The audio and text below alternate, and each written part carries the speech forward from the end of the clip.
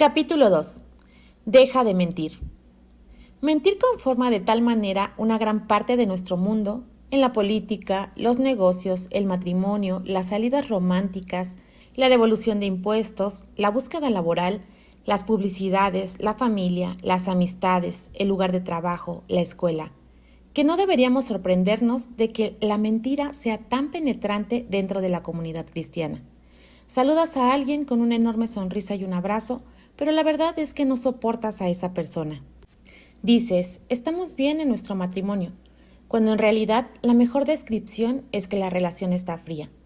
Afirmas, estoy bien, no me molesta haber perdido mi empleo, no estoy preocupada, pero lo cierto es que tienes mucho miedo de tu futuro.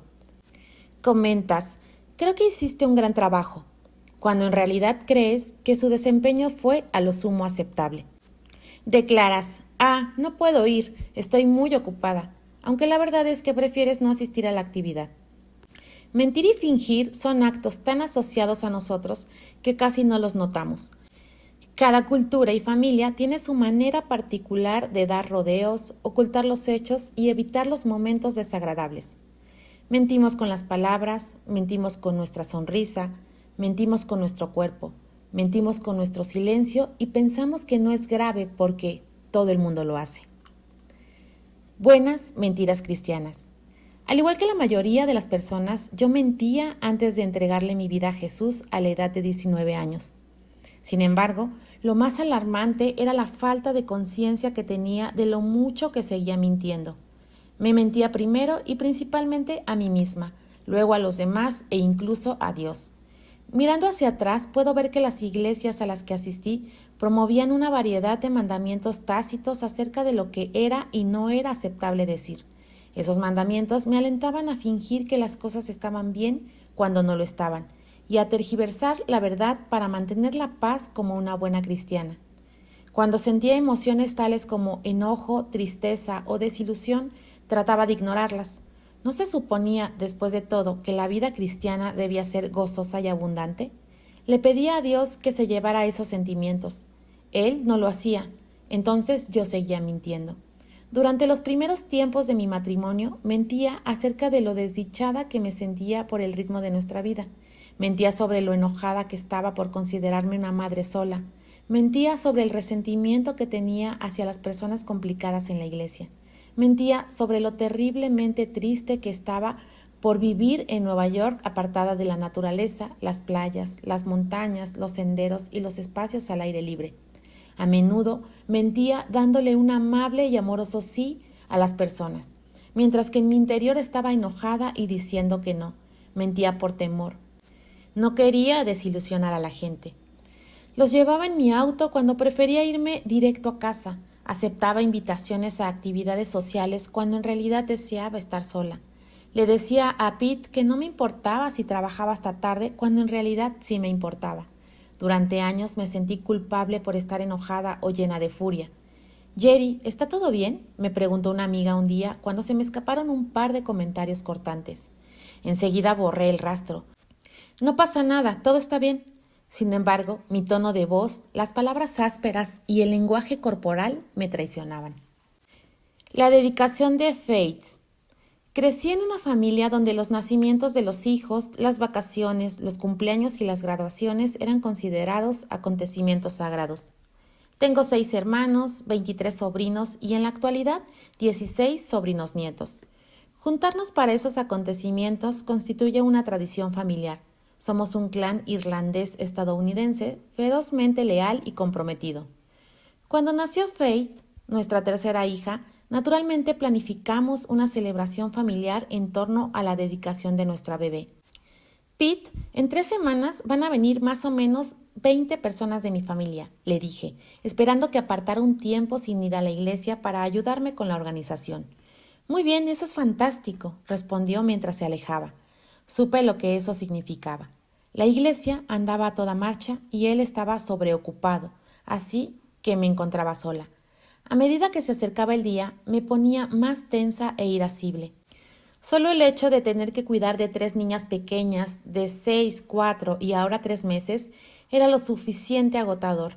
Además de eso, necesitaba asumir toda la responsabilidad de los preparativos para la llegada de mi familia, la de Pete y nuestros amigos. Detesto lo enfrascado que está en la iglesia, mascullaba para mis adentros. Al mismo tiempo me sentía culpable y egoísta. ¿Acaso él no se estaba entregando por todas esas personas en obediencia a Cristo? Aún así, deseaba disponer de un tiempo con él. Quería que las niñas estuvieran con su padre. Añoraba un descanso. ¿Cómo compites con la entrega a Dios, aun si está mal dirigida? 3 días antes del gran acontecimiento, Pete me preguntó si podía hacer arreglos para que una niñera cuidara a las pequeñas a fin de salir conmigo a una cita romántica. Debes estar bromeando, le respondí con sarcasmo. ¿Por qué no limpias la casa, lavas la ropa, envías las instrucciones sobre cómo llegar a la gente que viene de afuera de la ciudad, averiguas dónde pueden estacionar las visitas y cocinas para 40 personas? Ah, sí, y mientras estás ocupado en eso, encuentra también a una niñera. Él se quedó callado. No hubo cita romántica. 3 días más tarde, un domingo soleado de abril, mi familia extendida realizó el arduo viaje a través del laberinto de túneles, puentes y tráfico para visitarnos en Queens.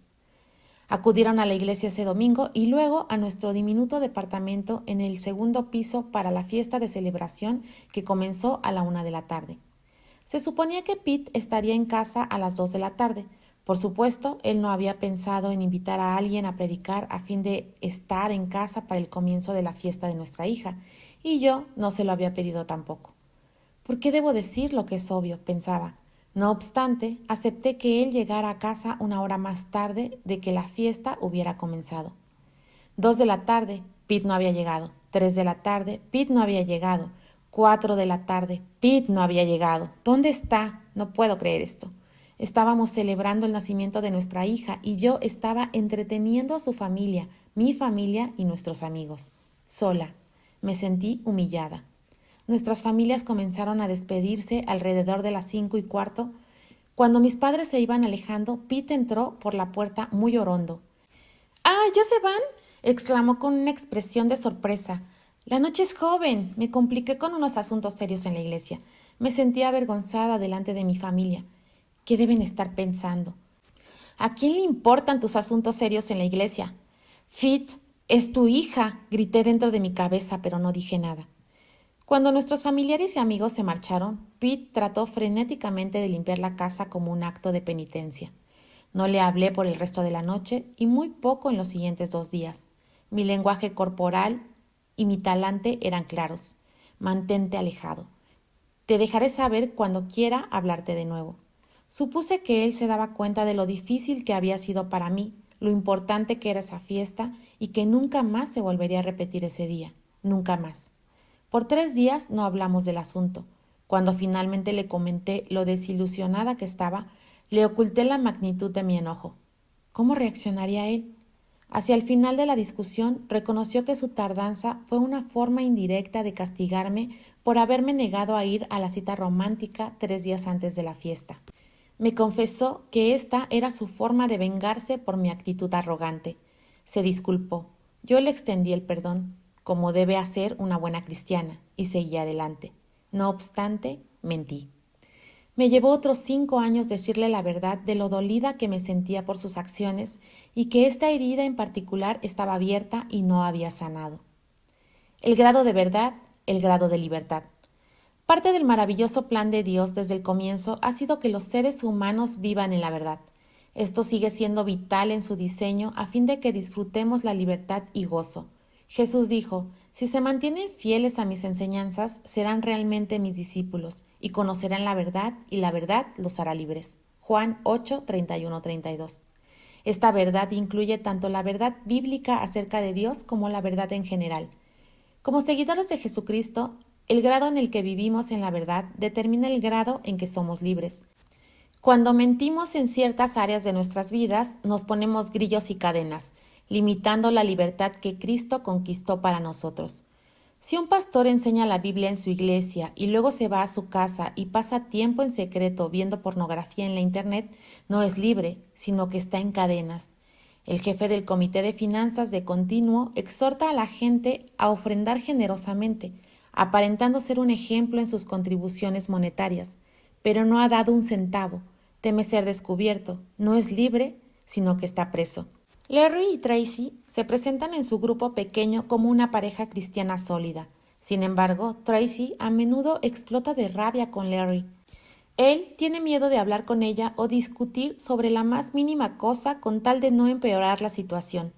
No quieren admitir este problema ni entre ellos ni a los demás. Larry y Tracy no son libres, sino esclavos. Una gran guerra espiritual se desata en torno a este tema en nuestras vidas. Por esta razón, Pablo cita el cinturón de la verdad como el primer elemento en la armadura de Dios que debemos ponernos para defendernos contra los poderes del mal. Efesios 6, 12, 14. A la edad de 37 años ya había sido una seguidora de Jesús comprometida por casi 20 años de mi vida antes de descubrir lo que significaba vivir en la verdad y experimentar la libertad en lo íntimo de mi ser. Salmo 51, 6. Cuando dejé de mentir, decidí que ya no podía ser parte de la fachada falsa que entendía como la comunidad cristiana y la iglesia. Ya no podía más llamarle verdad a la mentira y a la mentira verdad. El precio de mentir había sido muy alto. Al final llegué al punto en que no tenía nada que perder al ser cruelmente honesta conmigo, los demás y Dios. Como Dios es la verdad suprema, inconscientemente lo excluí de mi vida, dado que no vivía en la verdad. Cuando mentimos, ya no estamos bajo el dominio de Dios, sino de Satanás. Jesús se refiere al maligno como el padre de mentiras, Juan 8:44. Y una vez que cruzamos esa línea, somos vulnerables a una variedad de ataques y engaños. Mientras que fuera deshonesta conmigo misma y con Pete respecto a mis verdaderos sentimientos por haberse perdido la fiesta de dedicación de Pete, la herida seguiría abierta. Eso traía como consecuencia una agitación interior y un resentimiento persistente hacia mi esposo. Mentirnos a nosotros mismos. La persona a la que más le mentía era a mí misma. Mi deseo de lucir bien delante de los demás estaba tan arraigado que continuamente me engañaba diciendo: Jerry, no eres infeliz, puedes salir adelante, puedes ser feliz como Dios manda. El problema era que me había sentido cada vez más desdichada y exhausta durante los primeros años de nuestra vida de casados.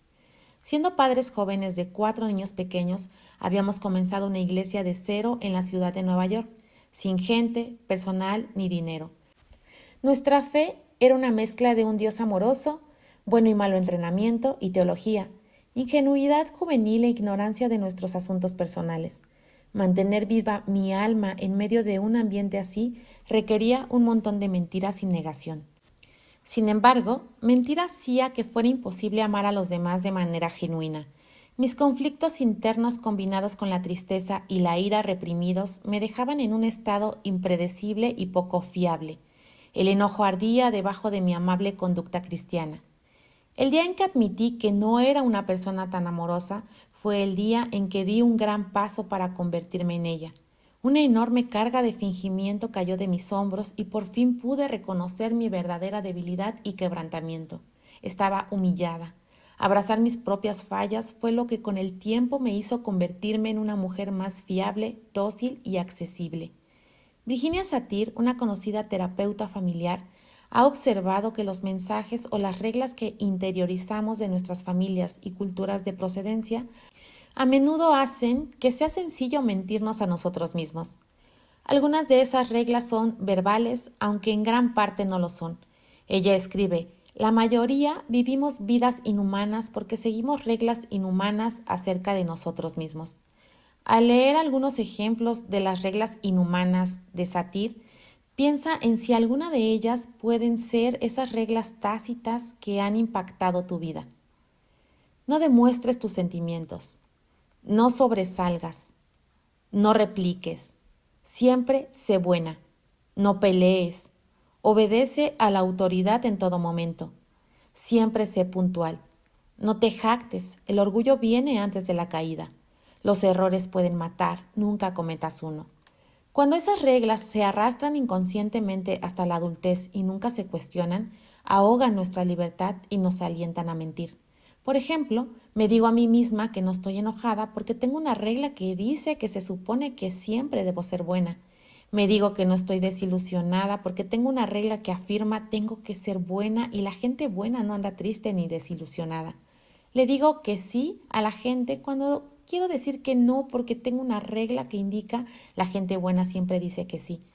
Cuando crecemos con reglas familiares de este tipo, no es extraño que terminemos mintiéndonos acerca de nuestras necesidades y deseos. Trágicamente, restringimos aspectos importantes de la forma en que Dios nos creó. Es inevitable que limitemos así nuestra libertad de elegir, que nos ha sido dada por Dios, y minimicemos la verdad, también dada por Dios, de quiénes somos en realidad. Mentirles a los demás. Un estudio publicado por Robert Foltman, un psicólogo de la Universidad de Massachusetts, revela que mentir está íntimamente relacionado con la autoestima. Él concluye diciendo que mientras más la persona siente que su autoestima está siendo amenazada, más miente. En el estudio, la gente se preocupaba más por tratar de manejar la percepción de los demás hacia ellos y como resultado hablaban más y decían más cosas que no eran completamente exactas. Feldman llega a esta conclusión. No estamos tratando tanto de impresionar a los demás como de mantener una visión de nosotros mismos consistente con la forma en que a ellos les gustaría que fuéramos. Por esta razón, a menudo es más fácil mentirles a los otros, rozar la verdad por la superficie, que arriesgarnos a decir lo que es cierto. Parece más fácil no decir nada después de haber sido herida por la insensibilidad de una compañera de trabajo que confrontarla. Parece más fácil decir que sí a una cena con el jefe que admitir que tenemos un compromiso familiar. Parece más fácil irle con rodeos a un cliente sobre algunos detalles que someternos a la posibilidad de perder un contrato. Parece más fácil dar la impresión de que soy una cristiana fuerte y estoy creciendo que reconocer mi estancamiento espiritual. ¿Por qué? Porque pocos de nosotros podemos sentirnos cómodos viéndonos mal a los ojos de los demás o aún de nosotros mismos. Perdemos el derecho a la verdad con tal de no solo complacer a la persona que está delante de nosotros, sino también para asegurarnos una imagen positiva de nosotros mismos, ya sea cierta o no. Considera cómo la siguiente escena pone de manifiesto otros matices y complejidades acerca de mentirles a los demás. Cristina llega a casa de su turno con el peluquero y encuentra a su esposo sentado a la mesa de la cocina leyendo el diario con una taza de café. Le da una palmadita en el hombro y le pregunta: «Mike, ¿te gusta mi corte de cabello?». Él levanta la vista del periódico, arquea un poco las cejas y examina con indiferencia el nuevo estilo enrulado de su esposa. «No, no mucho», responde, regresando la mirada al periódico. «¿Qué?», exclama ella. «A veces no puedo creer lo insensible que eres». Cristina se dirige herida y enojada hacia el espejo del baño para darle un vistazo más de cerca al aparente desastre de su cabello. En una situación así, ¿qué le recomendarías a Mike? ¿Por qué no pudo decir sencillamente: «Te queda muy bien, amor»? ¿No sería más afectuoso pronunciar una pequeña mentira en vez de lastimar a su esposa? ¿Qué significaría para Mike no mentir? ¿Podría decir la verdad con un poco más de gracia?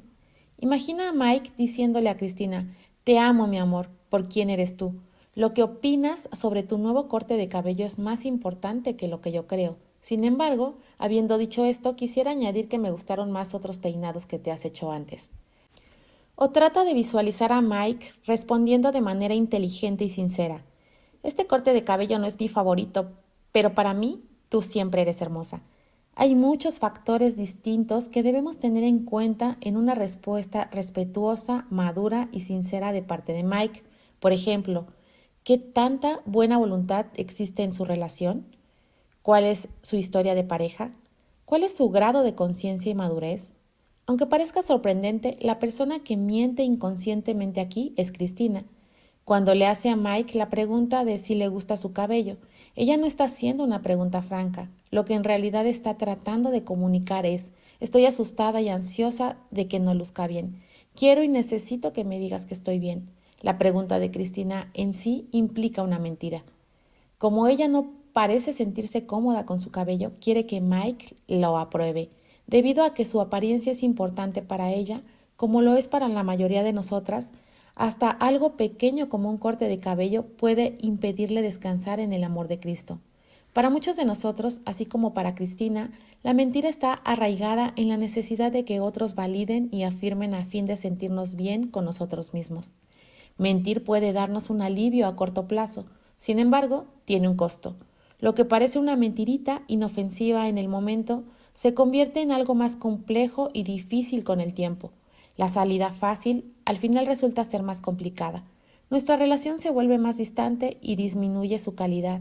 La confianza de los demás en nosotros decrece, nuestro estrés aumenta, nos ponemos más ansiosos por tener que recordar qué versión de la realidad le contamos a la gente.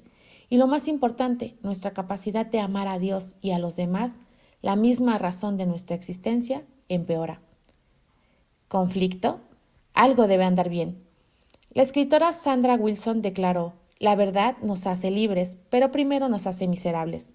En las relaciones edificadas sobre medias verdades o mentiras, la verdad puede ser en realidad el comienzo del fin. Una vez que empezamos a ser veraces, eso puede construir o destruir algunas de nuestras relaciones. Cuando comencé a ser sincera con Pete, experimentamos un nuevo nivel de conflicto en nuestras relaciones que ya no podíamos ignorar más. Habíamos estado atascados en nuestras diferencias, incapaces de encontrar una salida. Decir la verdad lo cambió todo. El conflicto con Pete, aunque al inicio fue difícil y doloroso, finalmente nos condujo a la intimidad marital que siempre había soñado. La mayoría de nosotros creemos que el conflicto es una señal de que algo anda mal, pero a menudo lo contrario es cierto. Puede indicar que todo está yendo bien. El conflicto es normal, importante y necesario, cuando las relaciones íntimas entran en un nuevo ciclo de crecimiento y madurez. Hablar la verdad no nos asegura una reacción bien recibida de parte de nuestros oyentes. La verdad dicha de forma irresponsable o con falta de respeto casi siempre produce un daño innecesario. Recuerda, el Señor vino lleno de gracia y verdad. Juan 1:17. Hablar la verdad con amor incluye elegir el tiempo indicado, emplear las palabras de forma respetuosa, responsabilizarte por tus propios sentimientos y pensamientos y hablar en primera persona. No nacemos con estas habilidades, sino que debemos aprenderlas y practicarlas. La práctica de decir la verdad. Una cosa es dejar de mentir y otra muy distinta es empezar a decir la verdad. Hacerlo con habilidad es una de las principales maneras en que reconocemos y respetamos la imagen de Dios en nosotros y los demás. Aprender a hablar la verdad resulta crucial para nuestra madurez espiritual. En la Iglesia Nueva Vida animamos a las personas a practicar decir la verdad con respeto, sinceridad, de forma directa y clara. Respetuosamente significa sea amable, no insultante, teniendo en cuenta los sentimientos de la otra persona. Por ejemplo, irrespetuosamente sería: esa idea apesta. Respetuosamente sería: es una idea interesante o estoy algo confundido por... Sinceramente significa: di lo que en verdad piensas o sientes, no mientas o evadas la verdad. Un ejemplo de esto, sin sinceridad, sería: no puedo ir a almorzar, tengo otros planes. Con sinceridad se escucharía más o menos así: prefiero no ir al almuerzo hoy porque quiero estar un tiempo a solas. Directamente significa: no te vayas por las ramas o hagas insinuaciones para evitar la verdad. No hagas declaraciones cuando en realidad estás haciendo una pregunta. Indirectamente sería: están exhibiendo una buena película en el cine, pero está lloviendo. Directamente sonaría así: ¿te gustaría ir conmigo a ver una película aunque esté lloviendo? Claramente significa: piensa antes de hablar para describir bien lo que quieres decir. Incluye detalles. Sin claridad sería: quisiera que algunas veces prepararas la cena. Siendo muy claros, sonaría así: ¿podrías preparar la cena los martes y jueves y hacerte responsable de todos los ingredientes que precises? Esto requiere reflexión y energía. Recuerda, probablemente lleves toda una vida de no hablar con respeto, sinceridad, determinación y claridad. Pocos de nosotros hemos podido observar el ejemplo en nuestras familias y culturas, así que date tiempo y gracia para practicar esta nueva habilidad. Mentirle a Dios. Muchas personas en realidad le mienten a Dios cuando le cuentan solo lo que creen que Él quiere oír o lo que deberían sentir. Yo era una de ellas. Considera lo absurdo de tal situación. como si Dios no nos conociera mejor que nosotros mismos. Después de empezar a ser sincera conmigo misma, al final me volví brutalmente franca con Él. Había experimentado un conflicto interior por muchos años. Era una cristiana consagrada, pero aún así luchaba con pensamientos y sentimientos que no creía que fueran aceptables. La tristeza y el enojo, por ejemplo, me llenaban de culpa y vergüenza. Estos eran defectos que debían suprimirse y negarse. Una y otra vez le pedía a Dios: devuélveme la alegría de tu salvación. Salmo 51:12. Lamentablemente no entendía cómo Dios podía estar hablándome a través del dolor en mi mundo interior. En contraste, los modelos bíblicos de espiritualidad genuina abrazan sus mundos internos y no mienten acerca de ellos. Los profetas Elías y Jonás le decían a Dios con toda sinceridad que preferían morir. Primera de Reyes 19:1-5, Jonás 4:8. Job oraba oraciones insolentes maldiciendo el día de su nacimiento luego de haber perdido a sus 10 hijos y su salud. Juan el Bautista, en una profunda lucha interior, le expresó abiertamente al Señor su confusión acerca de la verdad de que Jesús era el Mesías. Dios nos dice que no andemos con rodeos ni disimulos en nuestra relación con Él. Tenemos que enfrentar en la presencia de Dios todas nuestras desilusiones y luchas, grandes o pequeñas, junto con todas las emociones que vienen aparejadas. Pensaba de modo erróneo que si no decía ciertas cosas en voz alta, no serían una realidad, incluso para Dios. Él no sabría lo enojada, deprimida, avergonzada, desesperanzada o confundida que me sentía, como si ya no supiera todos mis pensamientos y sentimientos. Mientras más auténtica me mostraba conmigo misma, más crecía en el conocimiento de Dios. Las Escrituras y la gracia se hicieron más vívidas de nuevas maneras. Mediante un compromiso valiente con la verdad, avanzamos mano a mano con Dios, experimentando su promesa de que la verdad nos hará libres. Acabemos con el fingimiento y recibamos un adelanto del cielo. No te equivoques en esto. Decidir dejar de mentir y comprometernos a decir la verdad al inicio se sentirá como la muerte, porque es algo que está muy arraigado en nosotros. Sin embargo, se trata de una muerte buena, que a fin de cuentas lleva a la vida y la resurrección. Una vez que acabes con el fingimiento de la superficialidad y la bondad que caracteriza gran parte de nuestra cultura cristiana, experimentarás liberación y una vida en comunidad genuina que es en realidad un adelanto del reino de los cielos. Tus relaciones se volverán más auténticas, ya que no tienes nada que esconder. Tus niveles de estrés y ansiedad disminuirán. Tu autoestima será más firme porque tu integridad no está quebrantada. La paz con Dios, contigo misma y los demás inundará tu vida. Cuando dejas de mentir, enciendes tu espiritualidad. Estás quitando las capas falsas y despertando al verdadero yo que Dios ha plantado dentro de ti.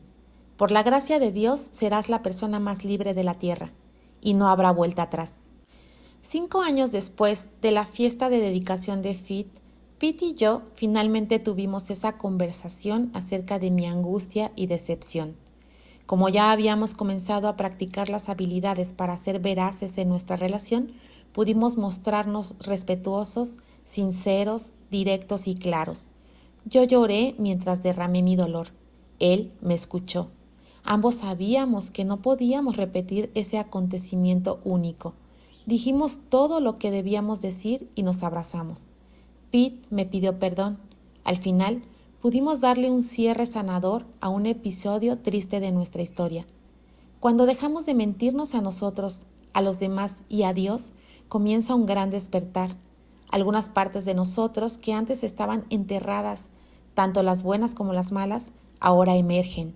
Surge una nueva pregunta. ¿A qué cosa debo morir y no estoy muriendo dentro de mí? Discernir entre lo bueno y lo pecaminoso es un gran tema y nos lleva al siguiente capítulo, que trata acerca de dejar de morir a las cosas incorrectas.